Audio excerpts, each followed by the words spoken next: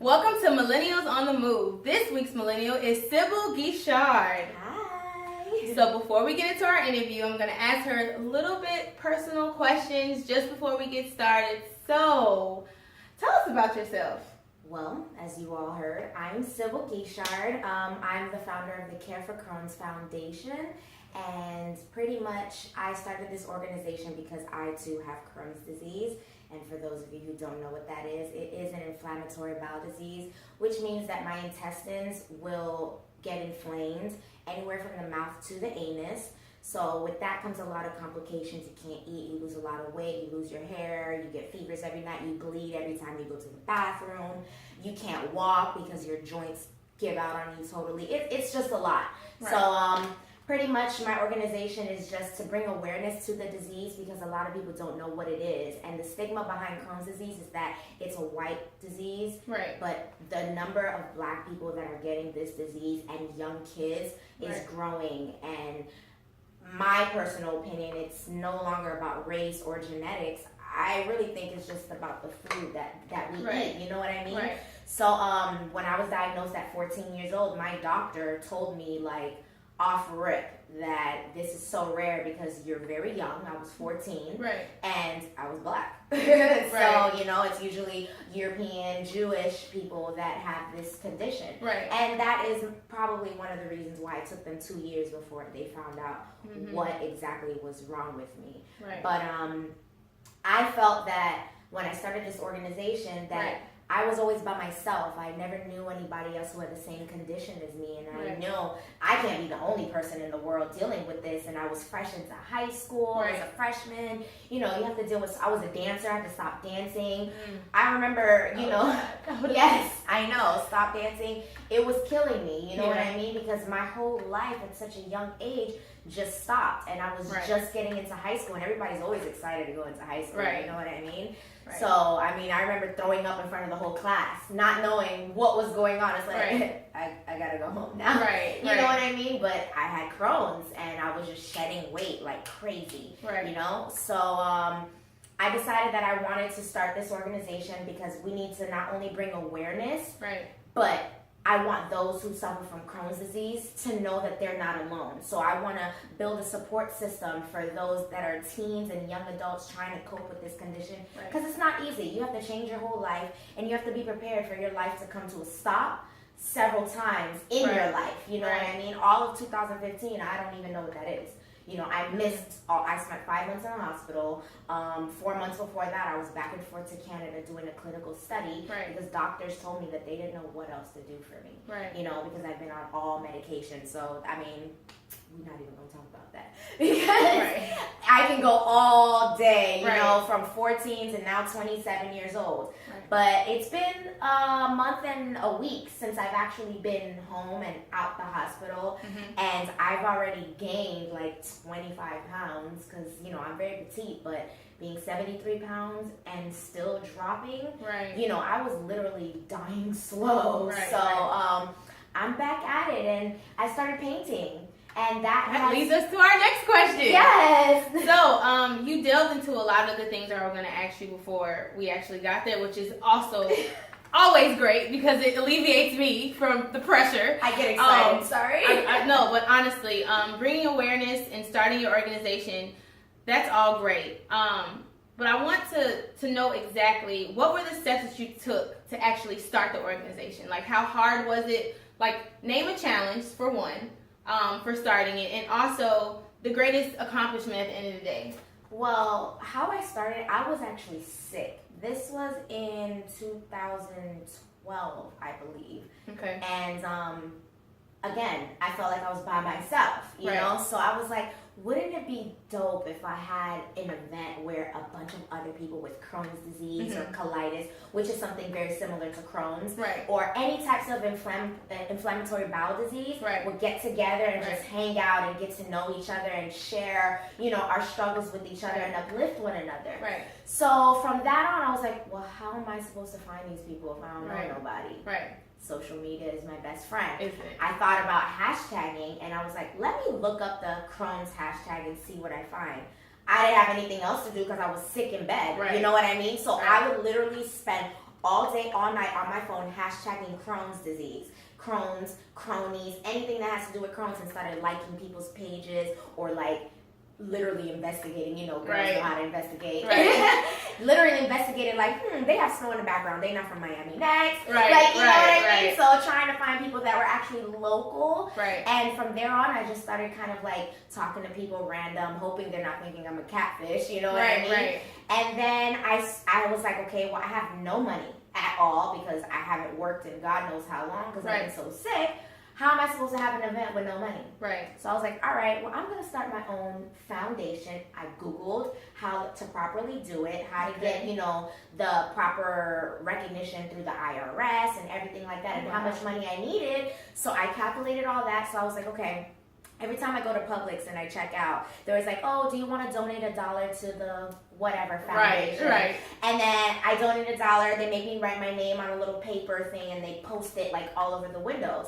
So I was like, I could do the same thing. I have a printer with ink in it. Right. So I went and I tried to make like a purple, because purple ribbon is the color of Crohn's and colitis. Okay. So, and I wrote Care for Crohn's on it. Mm-hmm. And I was like, I'm going to go to my old job, because I used to work at the Cheesecake Factory, and I'm just going to give it. And I'm going to tell the managers, ask everybody to donate $1 or more. And if they come to my event, they'll see like their names and the ribbons posted all over, just like they do at Publix. Right. So everybody there already knew what was going on with me. I had my mom take it to her job. I had my mom's friends. Everybody I knew take it. Wow. And that's how I raised money so I can have my first event. Wow. And I actually had like a pretty good turnout. It was like maybe 6 people that had actual Crohn's disease that came, and everybody else was just supporters. But I had over 50 people, and it was my first event. So I was like, I need to take this and run with it, because if I could just reach those 6 people, I'll never forget. I had an 8-year-old boy that was there, and his family, his mom and dad, came up to me and told me that they apologized to him because listening to my story helps them understand what he goes through a little bit more, because sometimes they think that maybe he's lying. Kids exaggerating. Kids over-exaggerating, but I'm a grown-up. I mean, as little as I am, I'm an adult, so I can't fake, what I experience or what I go through. Right. So they were like, thank you, and they apologized to their 8-year-old boy, like, we'll never doubt you again, because now we see, because they don't know anybody else who has the condition either. Right. So, from then on, I took it and I ran with it. I said, from now on, I'm going to keep on doing these events, not just for those who have Crohn's, but for those who want to, just support a cause and understand and expand their minds to something different, because it's really not easy. Right. And CARE, by the way, stands for Caring and Responding Effectively. So it's caring and responding effectively for Crohn's. So that's where Care for Crohn's Foundation came about. Wow, your story is so inspiring. Thank you. Man, and I just think it's so innovative for you to think of a grand idea that you got from shopping at Publix. Yeah. I mean, I just think the best ideas happen when you least expect it, but they're the greatest accomplishments that we can always look back on and say, I was just shopping at Publix and this is how I gained awareness. It's always a great way for people to feel like they belong to something greater than themselves. Right. So honestly, I'm really proud of you. I don't know her, but I mean, I think this is the start of like a great relationship as far as bringing awareness to Crohn's disease. I know many people don't really know about it. Right.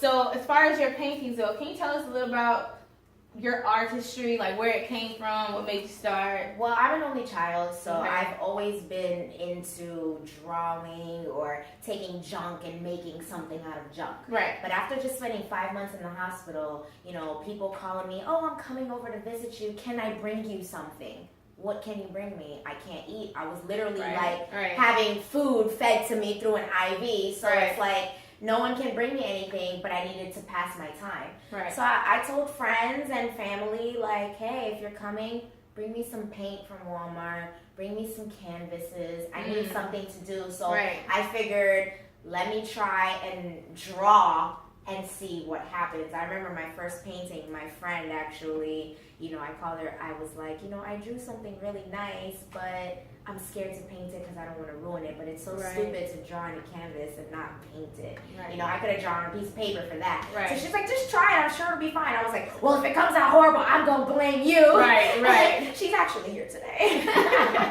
If it comes out horrible, I'm going to blame you. She's like, fine, I'll take the blame, but if it comes out good, I'm going to take all the credit for it. Right. So, you know what I mean? So it actually came out awesome. So from then on, being in the hospital, I was just like, I need to pass this time. Let me just paint what I feel. So that's exactly what I did. I felt like, just these two paintings, the EKG stick, I don't know if you guys can see, but soon the EKG stickers were in my hospital room because they put those on my chest every day to monitor my heart and my breathing because I was on such heavy painkillers, you know? So when they had like some off in the corner, so I took them, I started painting them. I asked for Band-Aids and I painted the Band-Aid a little bit. I put it over the mouth and it just basically represents me and my struggle, like I'm a broken person. I've been dealing with this since I was 14 years old. I never have balance, hence the yin and yang in the background in my life, whether it be my personal relationships with people, personal relationships with a significant other,